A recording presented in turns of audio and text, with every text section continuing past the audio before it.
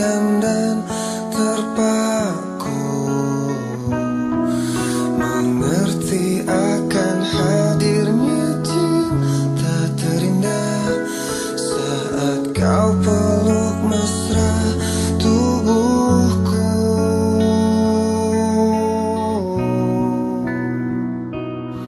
Berjumpa kembali dengan saya Sam, teolog Protestan karismatik di BFM channel ini.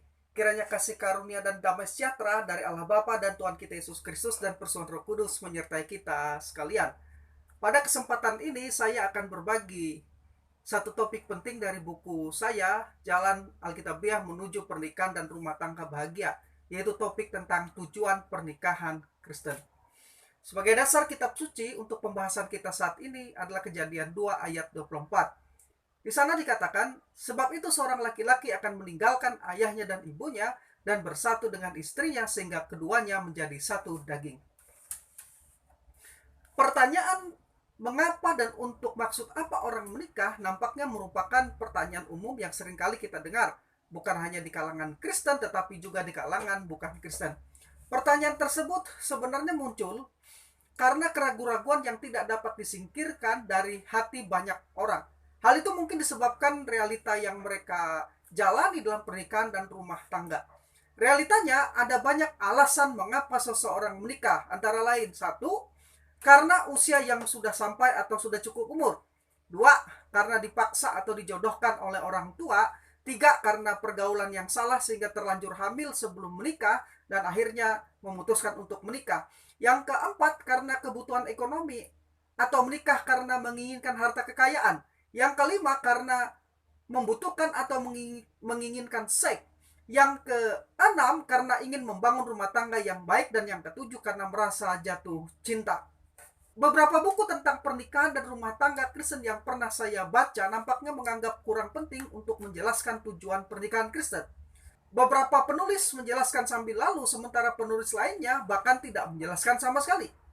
Secara alami atau natural bahwa tujuan pernikahan dan berkeluarga diawali ketika seorang pria dan seorang wanita bertemu, saling mencintai, dan memutuskan membuat komitmen untuk hidup bersama. Mereka kemudian meresmikan komitmen itu dalam ikatan pernikahan dan selanjutnya menjalani hidup bersama, bekerja mengumpulkan uang dan harta benda untuk dinikmati bersama sampai hari tua, melahirkan anak-anak, mendidik dan membesarkan anak-anak, serta mempersiapkan anak-anak untuk kehidupan yang mandiri dan bahagia. Ini tujuan natural dari suatu pernikahan. Namun tujuan natural pernikahan seperti ini bukan hanya ada di kalangan Kristen tetapi juga di kalangan bukan Kristen. Karena itu kita perlu melihat tujuan pernikahan Kristen berdasarkan pernyataan firman Allah. Tujuan pernikahan yang jauh melampaui tujuan natural tersebut. Mengapa? Kita tahu pernikahan merupakan lembaga yang dirancang dan ditetapkan oleh Allah sendiri. Maka kita harus mencari tujuan dan maksud pernikahan tersebut menurut rancangan dan kehendak Allah Sang Pencipta seperti yang dinyatakan di dalam Alkitab. Nah, tujuan pernikahan Kristen menurut Alkitab adalah kesatuan yang utuh.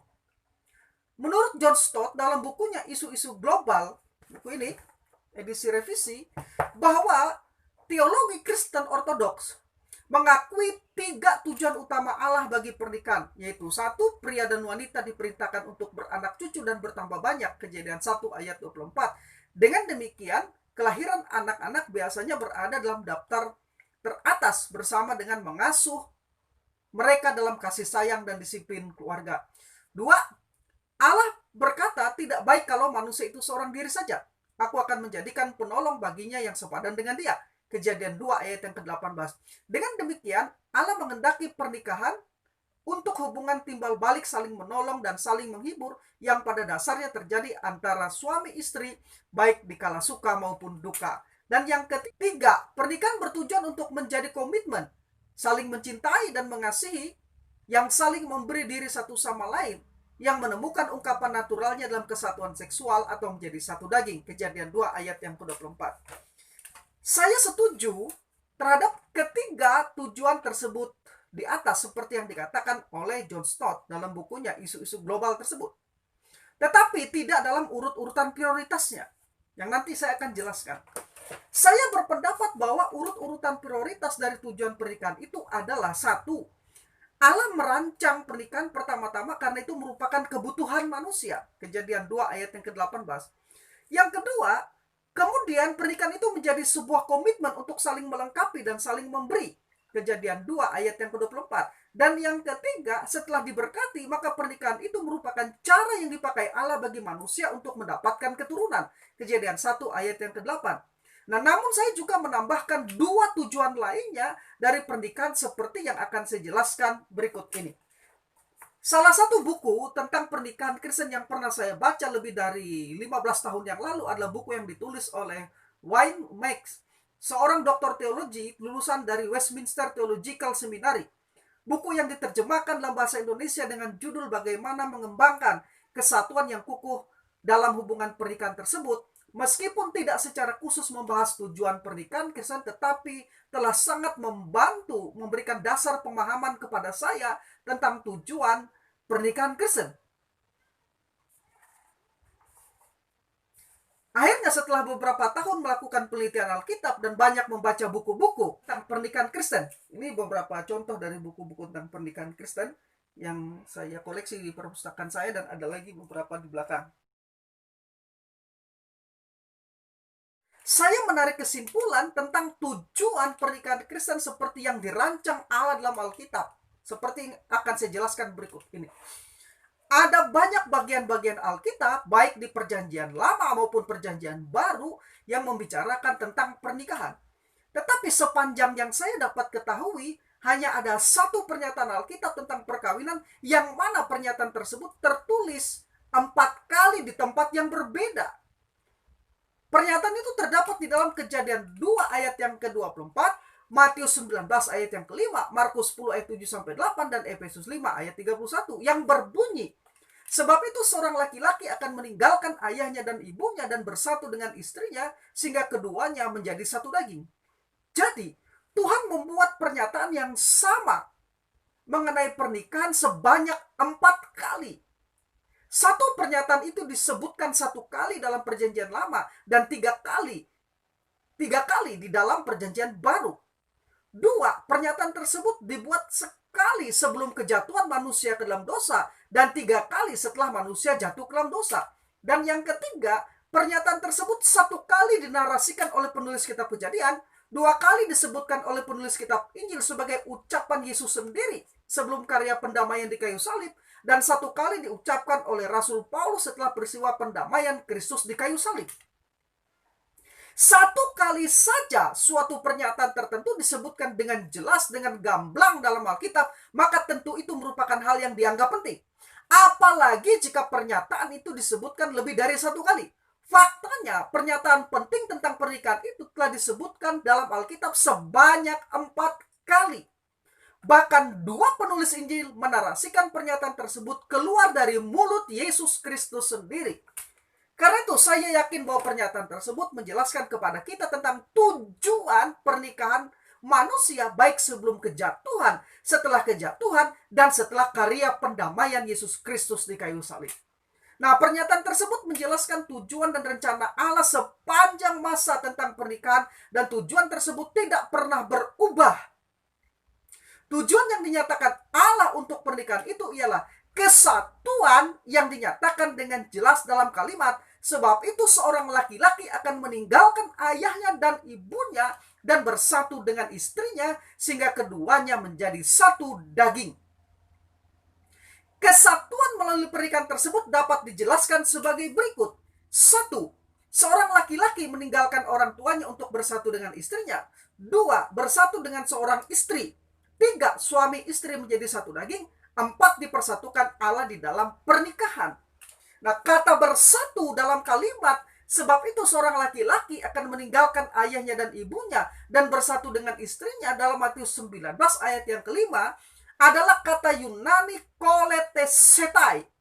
Kata koletesetai ini dipakai dalam Septuaginta, Perjanjian Lama dalam bahasa Yunani, di Kejadian 2 ayat 24 untuk menerjemahkan kata Ibrani dabat, yang artinya mengikat, lem, melekat, menempel, bergabung, berdekatan dengan atau mengikat bersama. Kata kotelesetai di Kejadian 2 ayat 24 ini juga digunakan di Efesus 5 ayat 31, di mana kata ini dikutip dengan disertai awalan pros sehingga menjadi proskoletesetai, yang secara harafiah berarti dipersatukan dengan atau dipersatukan kepada, mengandung makna, direkatkan atau diperkokoh bersama, ditatah bersama, atau dilas bersama, yang mengindikasikan tingkat kekuatan paling tinggi dalam sebuah kedekatan dan pelekatan. Sedangkan kata dipersatukan dalam kalimat apa yang telah dipersatukan Allah tidak boleh diceraikan manusia dalam Matius 19 ayat 6 adalah kata Yunani suseuknumi, yang secara harafiah bersama-sama disatukan dalam satu kuk, atau sepenuhnya berarti bersama dalam kuk yang sama yang telah diciptakan bagi mereka. Kita tahu bahwa sebuah kuk memampukan 2 ekor lembu menarik beban bersama. Masing-masing saling berbagi tugas sehingga konsekuensinya adalah meringankan tugas, dan keduanya bersama-sama dapat menyelesaikan tugas lebih banyak dari apa yang dapat dicapai kalau mereka hanya sendirian mengerjakannya.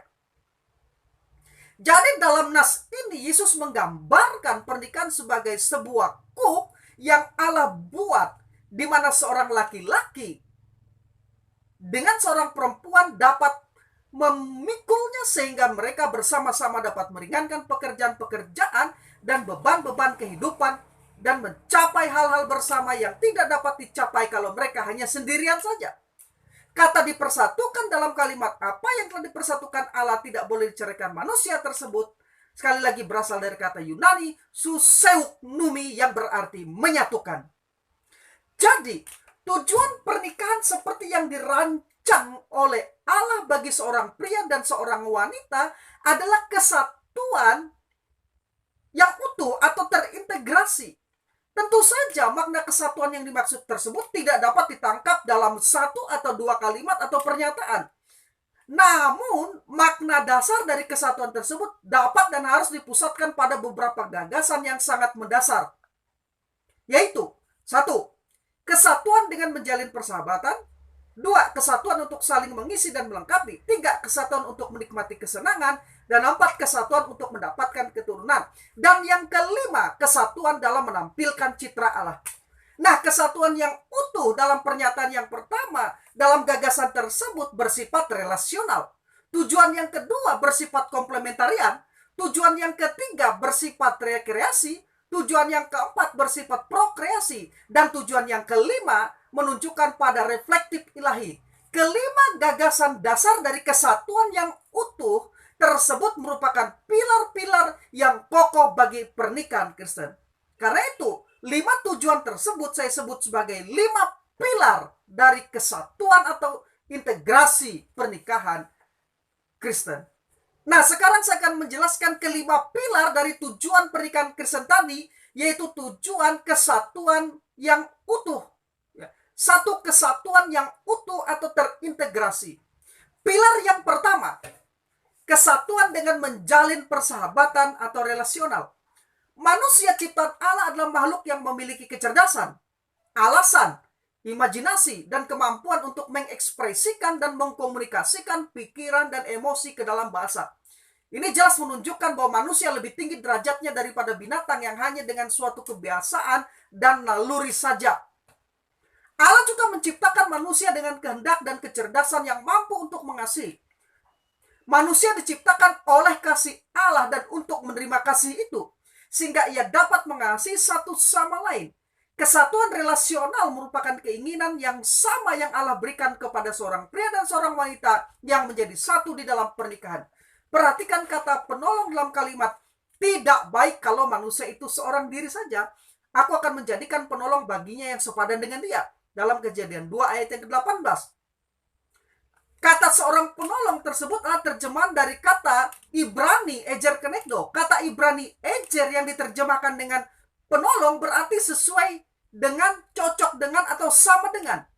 Jadi secara harafiah seorang penolong ejer kenegdo berarti seorang yang cocok dengan atau seorang yang sama dengan. Penolong yang sepadan atau seorang yang sepadan dengannya. Nah, hal utama pertama dari tujuan pernikahan adalah terjalinnya persahabatan. Keinginan untuk mendapatkan pasangan ini ditanamkan Allah kepada manusia. Namun pernikahan bukanlah keinginan untuk mendapatkan seseorang menjadi penjaga rumah atau mendapatkan seseorang yang akan menanggung kehidupan. Bukan juga sekedar mencari nyonya rumah atau kekasih yang tidur di ranjang yang sama.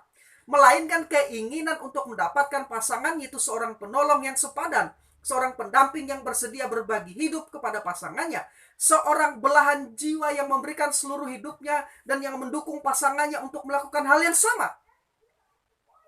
Integritas pondasi rohani dalam pernikahan Kristen sering melemah karena salah satu pasangan atau bahkan keduanya kurang menghargai pentingnya persahabatan dalam hubungan pernikahan mereka.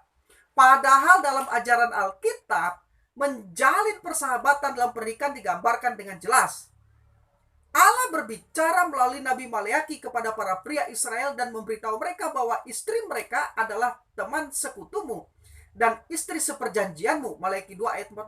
Seseorang dalam kitab Kidung Agung menggambarkan hubungan yang istimewa satu sama lain dalam pernikahan dengan ungkapan, inilah kekasihku, inilah temanku. Kidung Agung 5 ayat yang ke-16.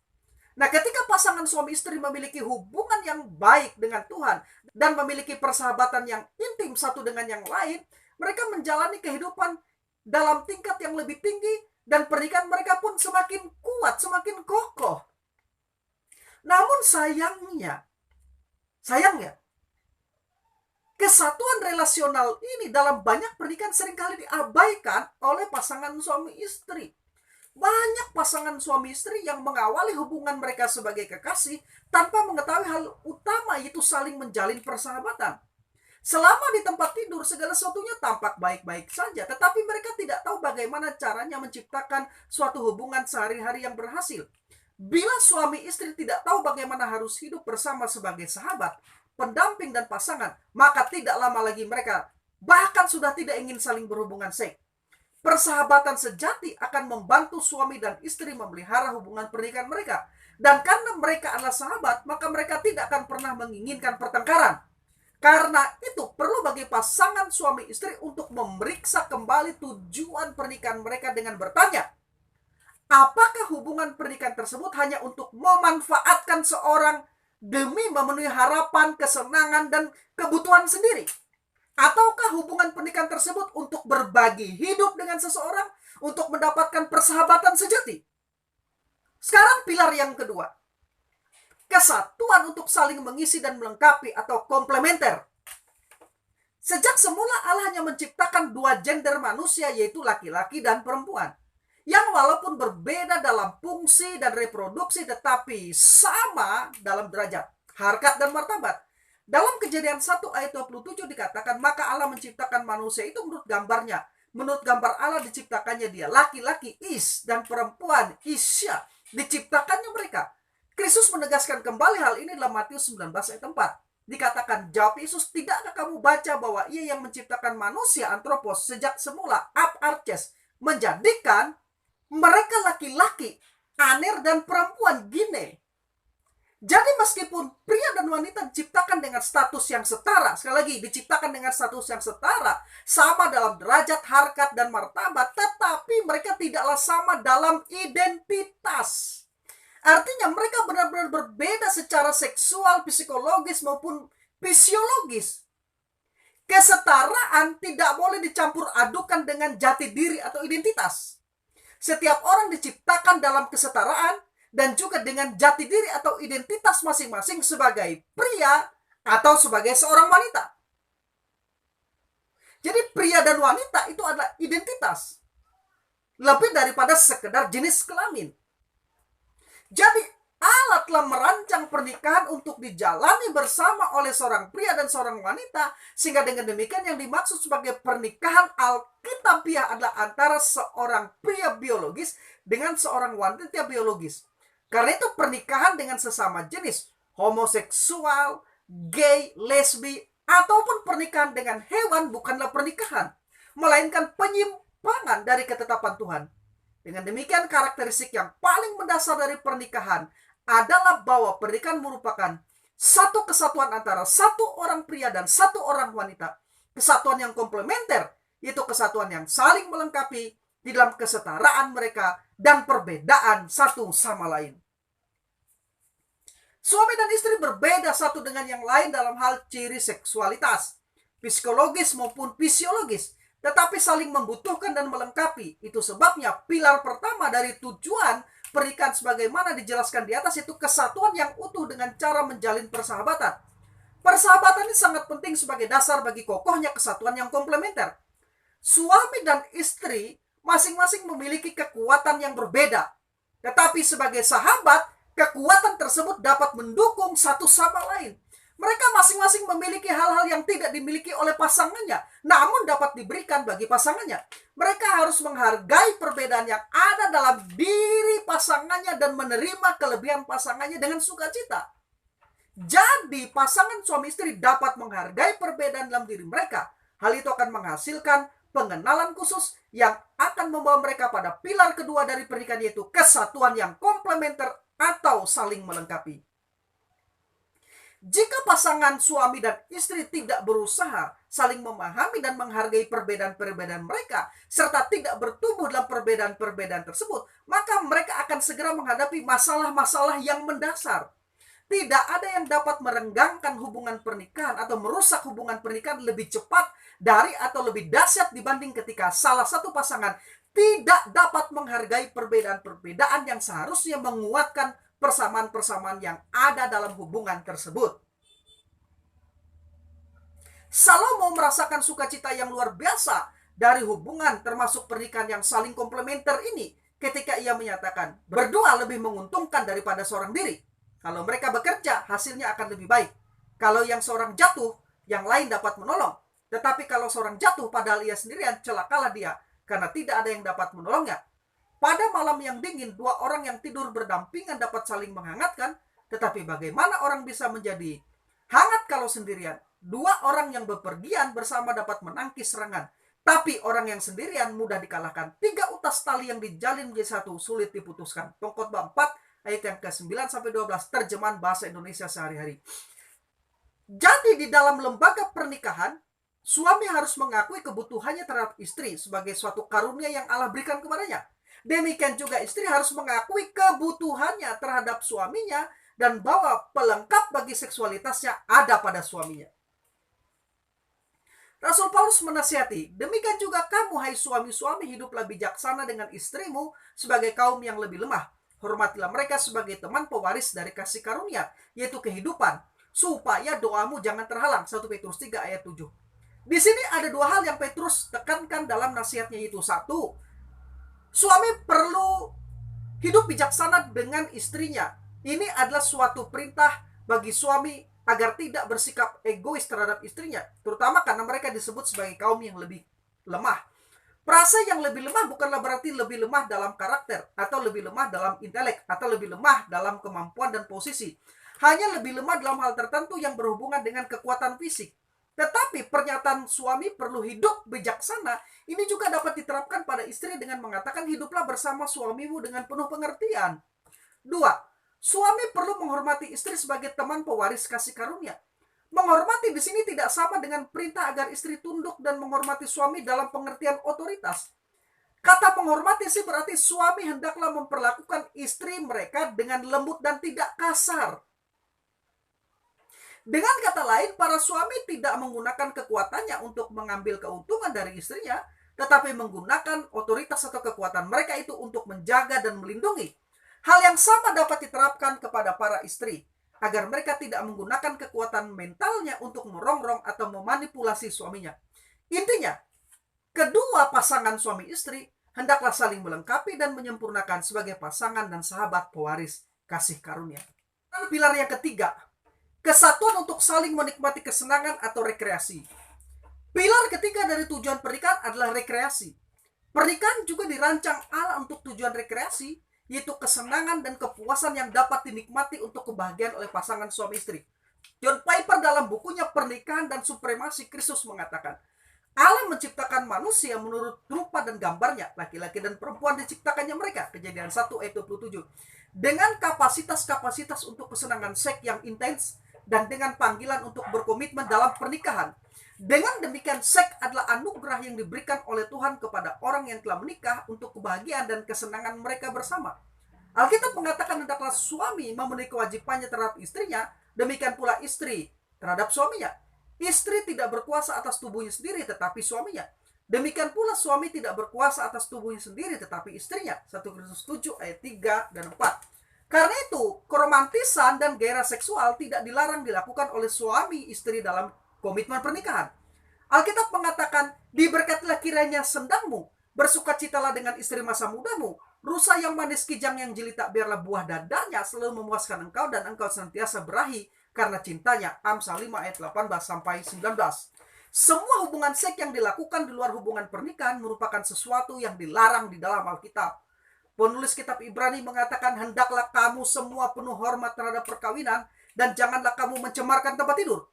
Sebab orang-orang sundal dan penjina akan dihakimi Allah. Ibrani 13 ayat 4. Perlu ditegaskan bahwa hubungan seksual yang terjadi sebelum pernikahan disebut percabulan. Kisah para Rasul 15 ayat 20. 1 Korintus 6 ayat 18. Sedangkan hubungan seksual yang dilakukan di luar hubungan pernikahan disebut perjinahan. Keluaran 20 ayat 14, Matius 19 ayat 9. Nah, baik percabulan maupun perjinahan, keduanya sangat dilarang di dalam Alkitab. Josh McDowell mengatakan, dalam istilah Alkitab, imoralitas seksual adalah semua hubungan seks di luar pernikahan, termasuk sebelum menikah. Tuhan telah berbicara melalui hukum atau firman-Nya dan Dia akan menjadikan standarnya jelas. Keterlibatan seksual di luar pernikahan itu salah. Jadi, untuk mencegah imoralitas seksual inilah mengapa kita menemukan bahwa saat Alkitab membicarakan tentang seks, paling banyak ditulis dalam bentuk negasi yang tegas. Lihat di dalam Kisah para Rasul 15 ayat 29, 1 Korintus 6 ayat yang ke-18, pasal 10 ayat 8, Efesus 5 ayat 3, Kolose 3 ayat 5, dan 1 Tesalonika 4 ayat 5. Allah tahu bahwa kita membutuhkan penyaluran hasrat biologis.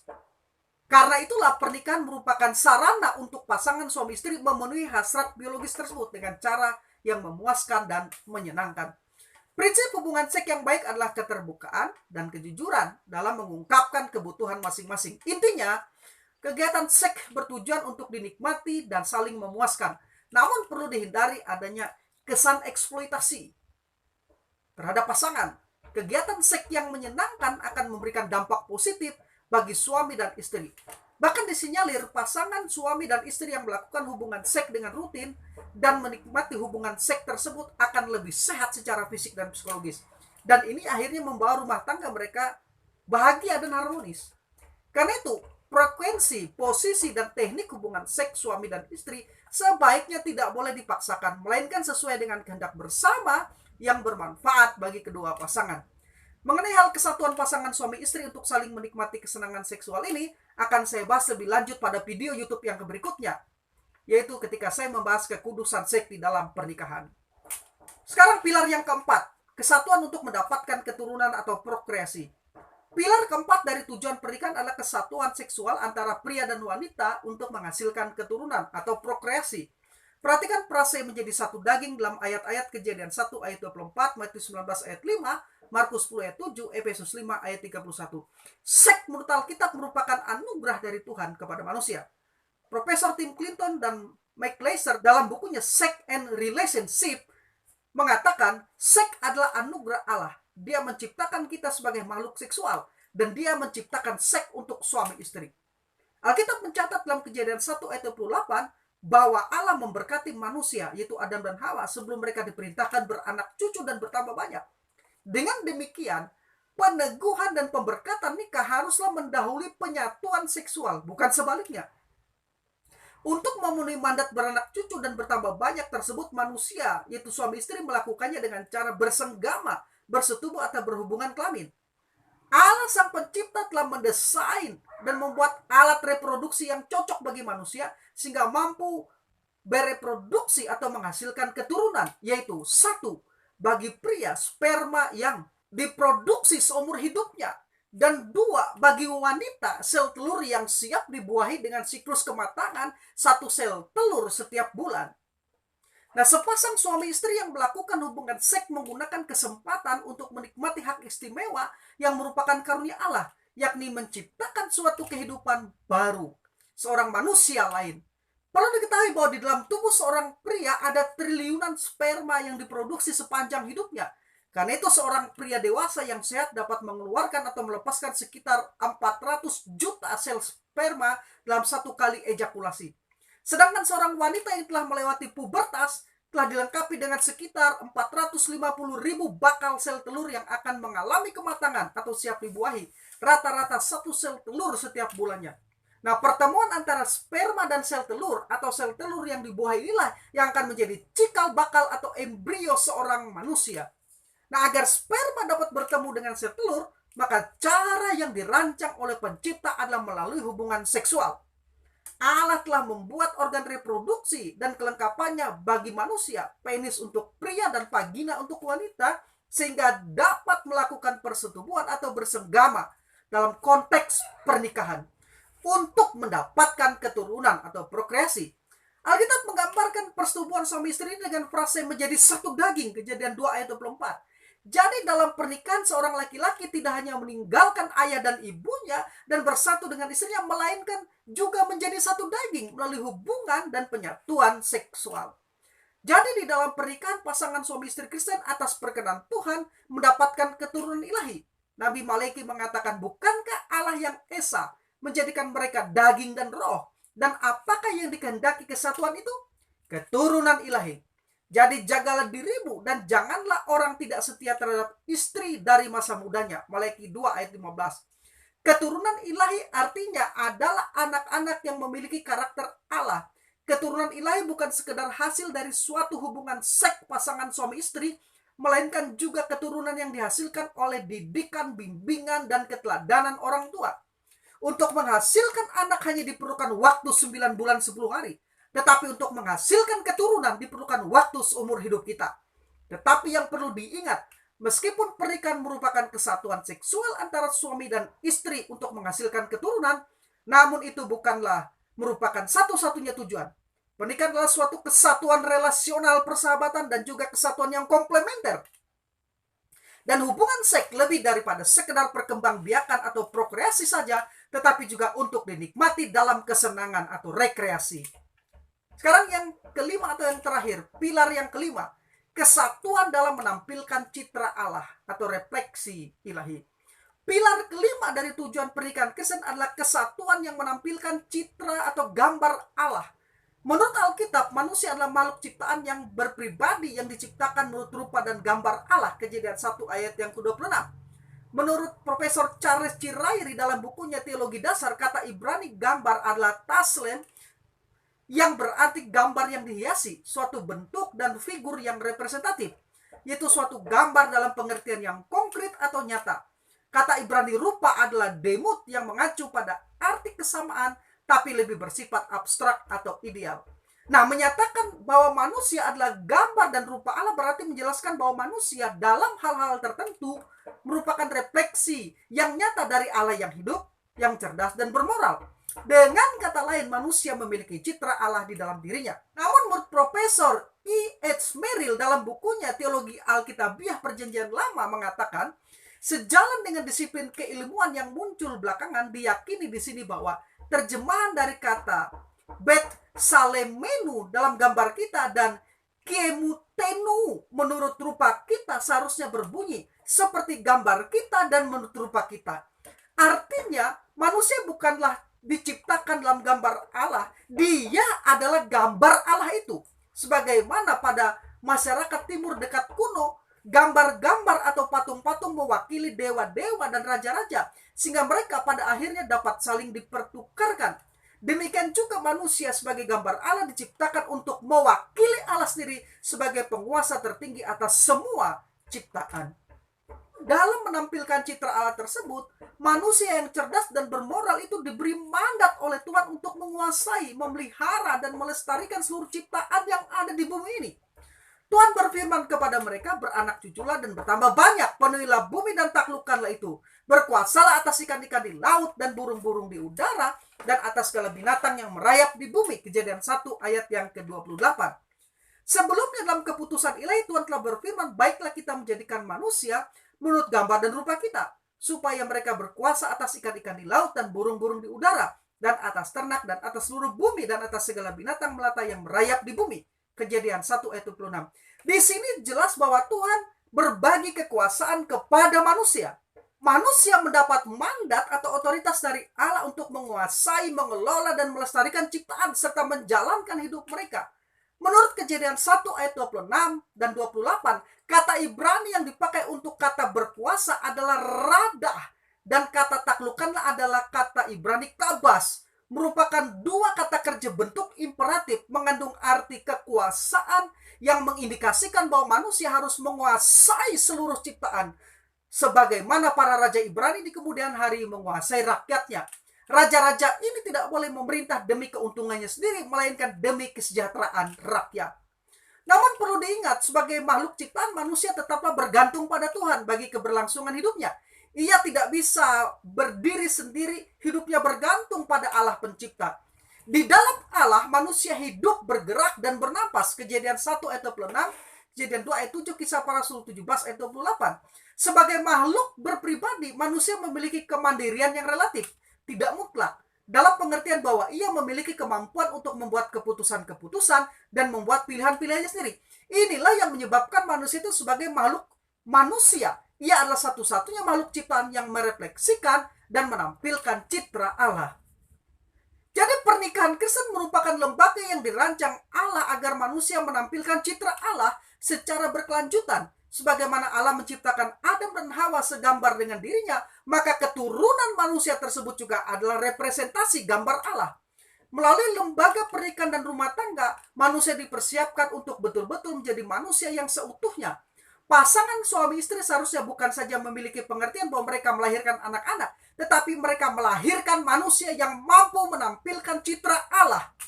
Pengertian melahirkan anak dengan melahirkan manusia itu tidaklah sama. Melahirkan anak berarti bahwa anak akan terus dalam posisi sebagai anak seumur hidup dan diperlakukan sebagai anak terus-menerus sekalipun ia sudah dewasa dan menikah. Sedangkan melahirkan manusia berarti bahwa anak-anak diperlakukan sebagai manusia sekalipun ia adalah seorang anak. Menyadari akan hal ini, maka ketika pria dan wanita menikah dan membentuk keluarga, mereka akan menghargai arti dari memiliki anak dalam keluarga dan mendidik anak mereka dengan benar-benar bertanggung jawab. Jadi melalui lembaga pernikahan, orang tua dipanggil untuk terlibat dalam proses pendidikan yang paling efektif. Orang tua yang merefleksikan citra Allah harus mendidik anak-anak mereka menjadi manusia yang juga merefleksikan citra Allah dengan cara mendidik, mengajar, membimbing, dan memberi keteladanan kepada mereka. Bukan gereja dan bukan juga sekolah atau lembaga pendidikan lainnya yang ditetapkan Allah untuk membentuk manusia menjadi manusia seutuhnya, tetapi keluarga. Alkitab tidak mengajarkan bahwa pendidikan anak-anak diserahkan kepada lembaga-lembaga lainnya di luar rumah tangga. Walau bagaimanapun lembaga-lembaga itu mungkin dapat menolong, pendidikan anak-anak dipercayakan Allah kepada orang tua. Jadi setiap orang menjadi apa adanya diri mereka sekarang adalah sebagian besar karena pengaruh keluarga, rumah tangga yang membesarkannya. Dengan kata lain, keluarga adalah faktor kontribusi terbesar dan terpenting dalam menjadikan seseorang apa adanya orang tersebut. Jati diri dan kepribadian seorang terbentuk dan dikembangkan oleh orang-orang di mana ia tumbuh bersama mereka. Semua orang bertumbuh menjadi dewasa dan semua orang tumbuh dewasa di satu tempat dan lingkungan keluarga. Itu berarti keluarga berperan penting dalam pembentukan seseorang. Ahli pendidikan moral Robert Coles mengakui bahwa keluarga merupakan lingkungan primer atau utama dalam membentuk kecerdasan moral anak. Sebelum anak menerima pengaruh dari teman-teman sebaya dan guru di sekolah, ia sudah terlebih dahulu dibentuk ibu dan ayahnya serta dipengaruhi saudara maupun pengasuhnya. Demikian yang bisa saya bagikan tentang tujuan pernikahan Kristen pada kesempatan ini. Sampai ketemu di video YouTube berikutnya tentang pernikahan dan rumah tangga Kristen. Saya Sam, teolog Protestan karismatik. Bye.